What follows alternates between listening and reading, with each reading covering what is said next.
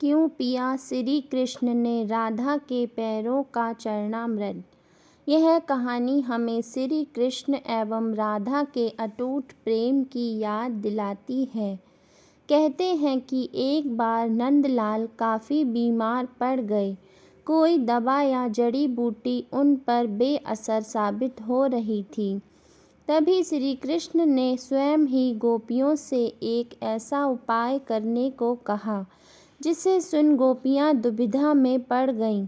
दरअसल श्री कृष्ण ने गोपियों से उन्हें चरणामृत पिलाने को कहा।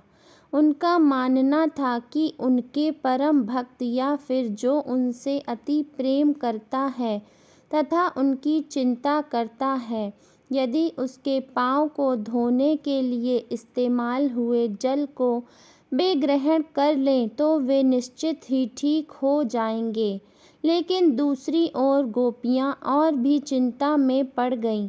श्री कृष्ण उन सभी गोपियों के लिए बेहद महत्वपूर्ण थे। सभी उनकी परम भक्त थीं, लेकिन उन्हें इस उपाय के निष्फल होने की चिंता सता रही थी।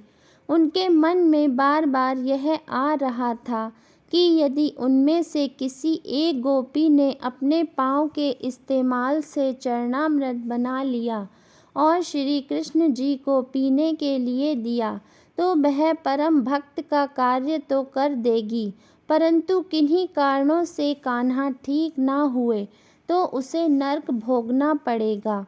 अब सभी गोपियाँ व्याकुल होकर श्री कृष्ण की ओर ताक रही थीं और किसी अन्य उपाय के बारे में सोच रही थीं कि वहाँ कृष्ण की प्रिय राधा आ गई।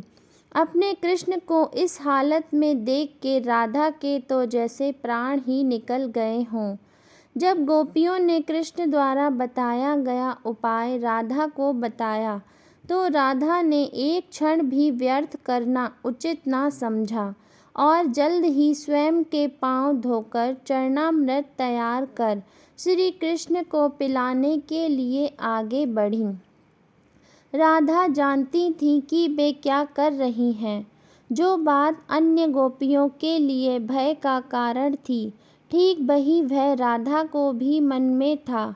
लेकिन कृष्ण को वापस स्वस्थ करने के लिए वह नर्क में चले जाने को भी तैयार थीं। आखिरकार कान्हा ने चरणामृत ग्रहण किया और देखते ही देखते वे ठीक हो गए, क्योंकि वह राधा ही थीं जिनके प्यार एवं सच्ची निष्ठा से श्री कृष्ण जी तुरंत ठीक हो गए। अपने कृष्ण को निरोग देखने के लिए राधा जी ने एक बार भी स्वयं के भविष्य की चिंता ना की और वही किया जो उनका धर्म था। दोस्तों, आपको यह पौराणिक कथा आपको कैसी लगी, हमें कमेंट बॉक्स में ज़रूर बताएं। वीडियो को लाइक करें, शेयर करें और हमारे चैनल को सब्सक्राइब करना ना भूलें। कहानी देखने के लिए आपका बहुत बहुत धन्यवाद।